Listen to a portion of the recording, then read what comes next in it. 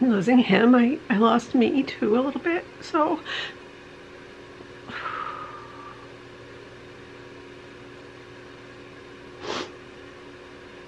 it's a lot of pain.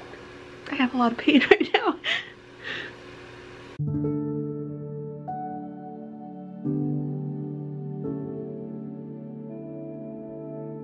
Good afternoon, everybody.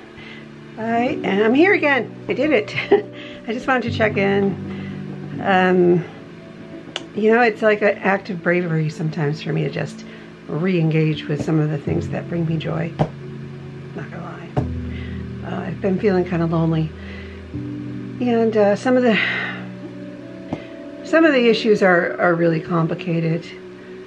But there are some things that I'm looking forward to coming up that will hopefully cheer me up, and one of them is that I'm going to go to California to visit the kids and,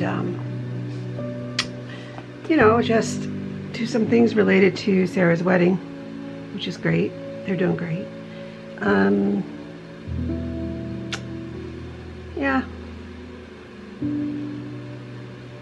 You know, I have had, like, the beginning of grieving Daniel was normal, like what you could expect, like total devastation.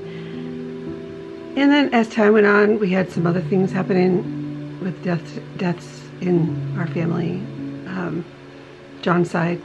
And then the fall, and then all of a sudden I just started to suffer from pretty intense stuff psychologically. So I'm working on it. I have a lot of therapy. There's a book that I read called It's Okay That You're Not Okay by Megan Devine, D-E-V-I-N-E. It's such a good read.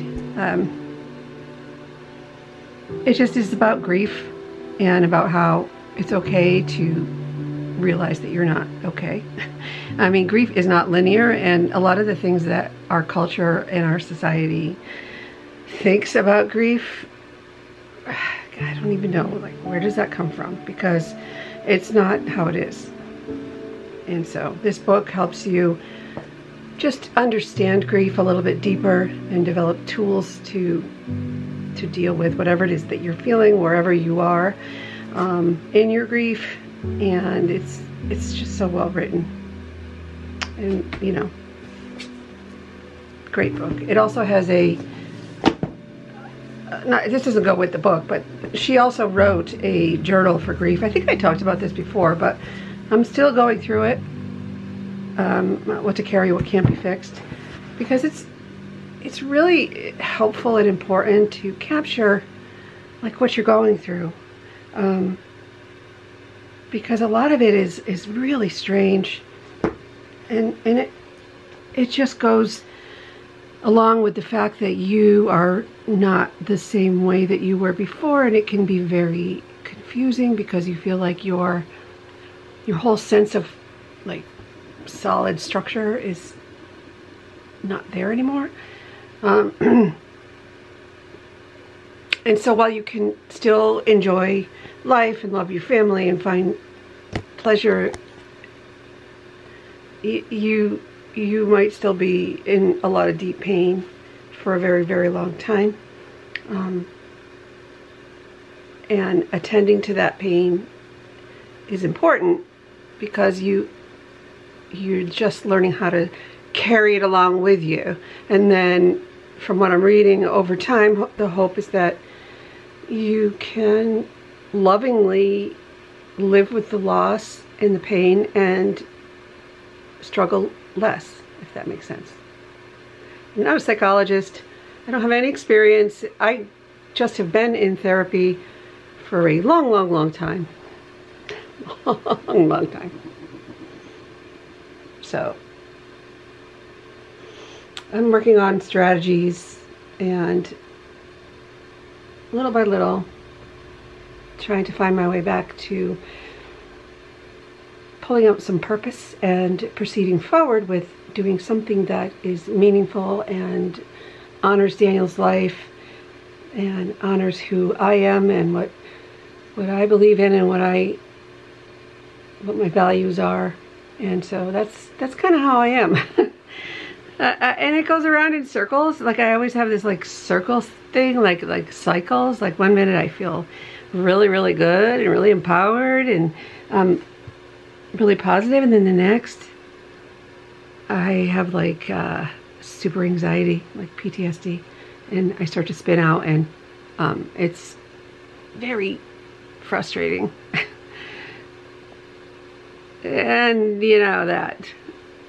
But the other important thing that I'll share, and then I'm going to also include in this video, I'm going to kind of go back and share some things with you, because we did some nice traveling in the fall to the Cape, because we went to Falmouth, Massachusetts. Yeah, so we were thinking and talking and kind of brainstorming about where me and John might like to live someday. And so we said, well, you know, Falmouth came up because it was on a list of good places to retire in New England. And yeah, we went there. We really enjoyed it. It ticked off some boxes and it got us thinking. But anyway, we still don't have a plan, so who knows. For now, we're still here. I don't know. The world stopped, and I'm very confused right now. But I've been self-caring and just trying to keep myself on a really focused health journey. I've been going to a weight loss clinic. I've been going to the gym to a personal trainer. I've been in pretty like intensive therapy for trauma, and doing all of these things, like, well, I always did meditate, but continuing to do that and continuing to honor the fact that I am sort of in this in-between state, and creative. That's the other thing. I've been just intuitively, like, what feels right, you know. So then I started doing stuff for the Etsy shop, like I talked about, and so that's that. I started uploading again, which that last video was huge for me. Like, that was huge because I had some psychological walls up to regaining my strength to connect with my community and my people, and it doesn't mean that I just sort of like disappeared. It just, I'm trying to think of how to carry the channel forward and continue to make it about encouraging others, and when the meaning behind it, which was always, since it started anyway, about providing encouragement and hope and sharing the love and the joy and the journey and the ups and downs of being a special needs mom. And it's pretty cool that I have a lot of that captured. I think that's amazing. I like, it's like amazing. But now what? Now what do I do? I mean, what do you think? What do you know? I thought about still continuing to support the special needs community, but maybe using the knowledge that I've gained from kind of going to the grief side of things, you know, because a lot of these kiddos just don't have the life expectancy that regular, healthy, normal people do. So we all think about it, and then we sort of tuck it away because nobody wants to think about the fact that your child might not live longer than you. But it's a reality, and it still rocked my life. So yeah, very hard, and very hard to live without that amazing, smiling, happy boy. So yeah, he was just amazing. He was just like my unconditional buddy. Like, he just, you know, it went from like, yeah, I'm your mom and you're my kid, and then, you know, he grew up into an adult, and he just needed to have as much adapted life that we could possibly give him. And, you know, nothing's perfect, but I tried really hard, and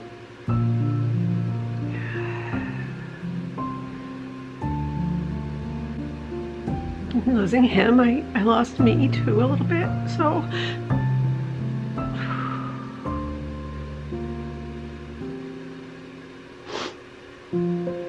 it's a lot of pain. I have a lot of pain right now.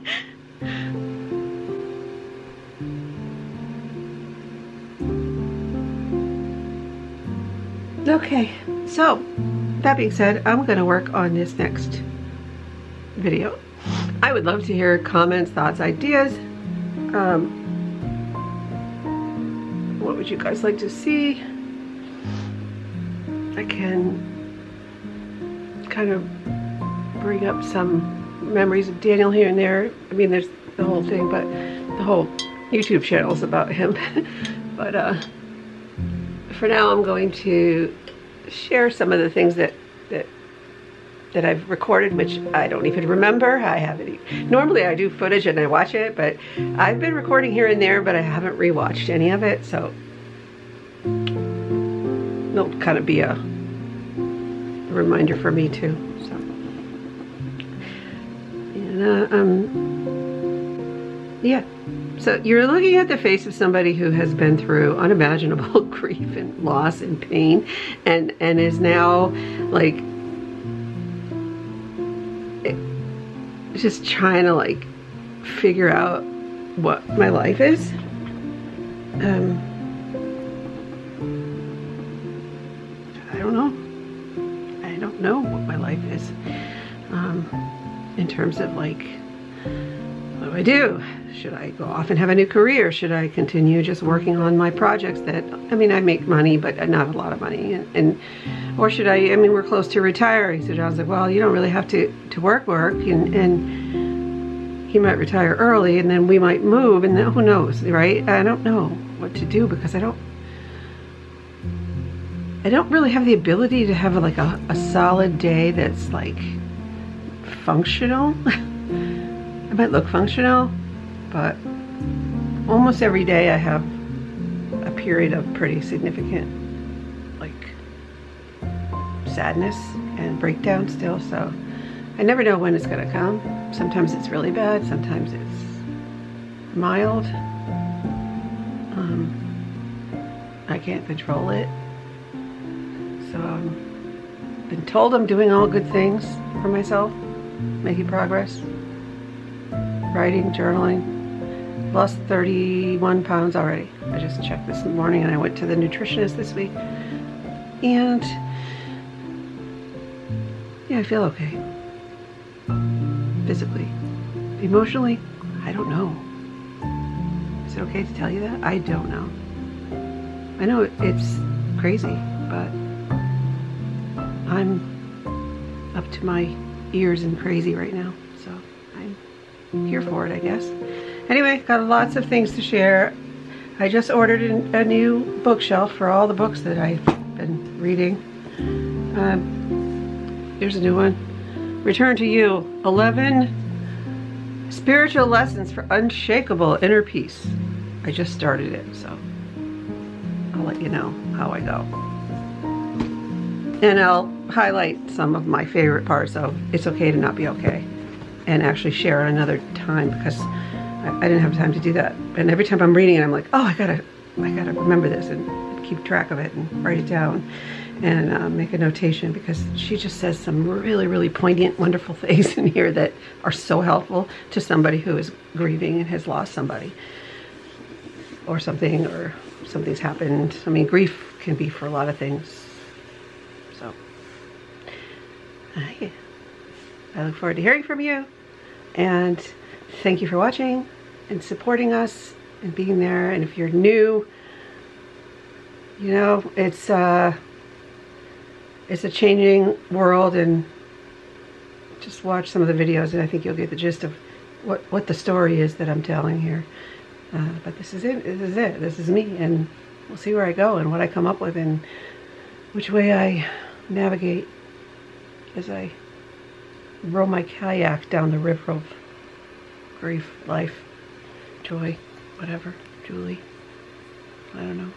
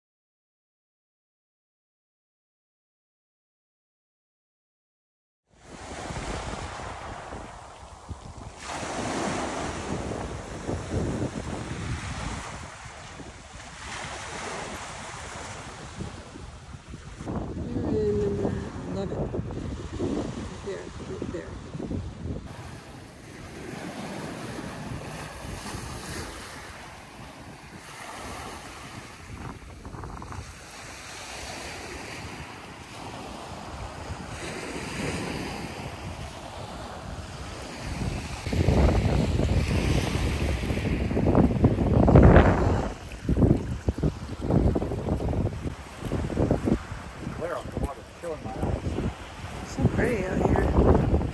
Wow.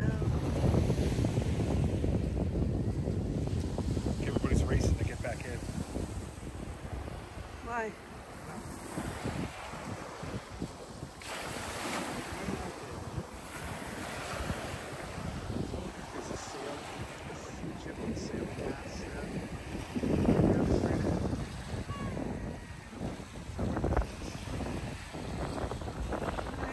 Probably.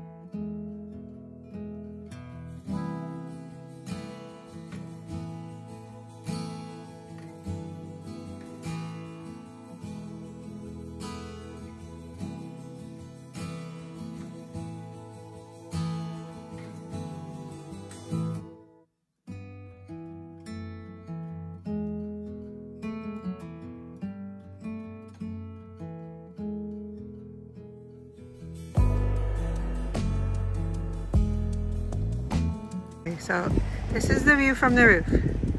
Over here is the marina where all the boats are. And then The yachts are yeah, the yachts are. This is it's quite a big, it's a really pretty roof area because you can look at the boats that way, or you can go that way and look at the beautiful homes, or you can go and just look at the Vineyard Sound and watch the boats. Martha's Vineyard's right out there. And this is like a channel that they come in and out. Over here you just watch the sun go down. There's the beach. They're putting out little fire pits. They're going to burn them at night. So our room is like down there on the beach level.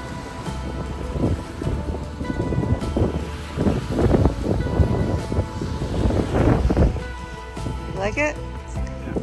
It's nice up here. It's chilly though. Need a blankie.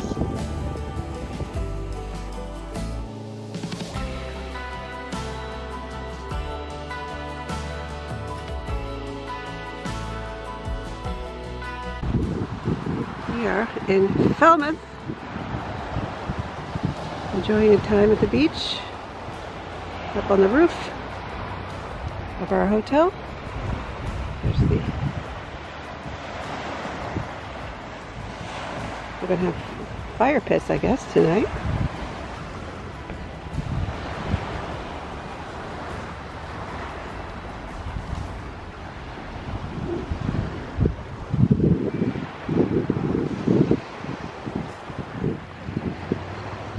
And I just did a big circle.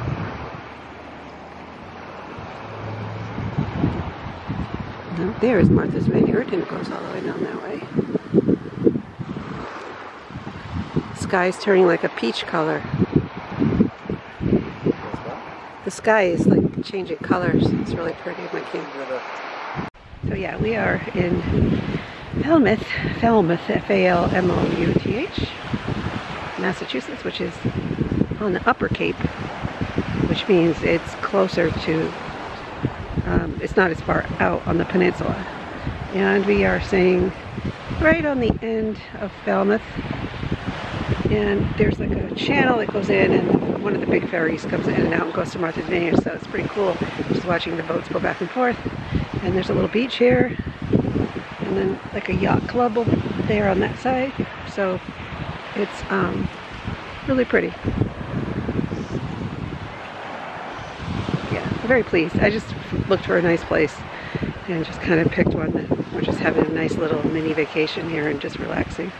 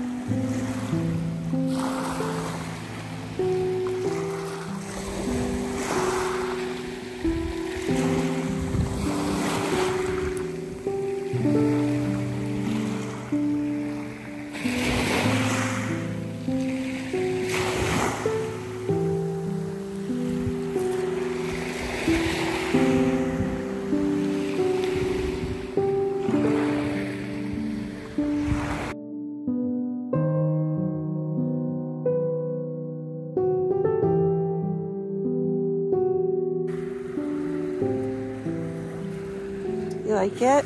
Is it nice and warm? Gotta stand upwind though. So you can...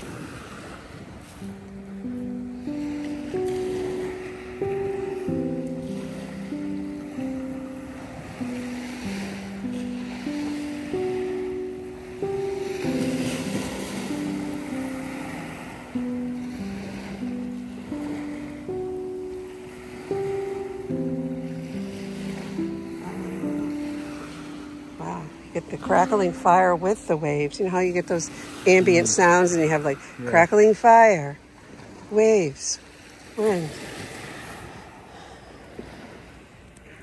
So we have some makings for s'mores over here. So we're gonna get some marshmallows out and give it a go. And here you have it, folks. S'mores by the hotel, by the beach, by the husband. How's your s'mores? S'mores. S'mores are good. We got sticks and everything. It's really sweet. They give you these kits when you come in. I'm so happy. I'm so happy.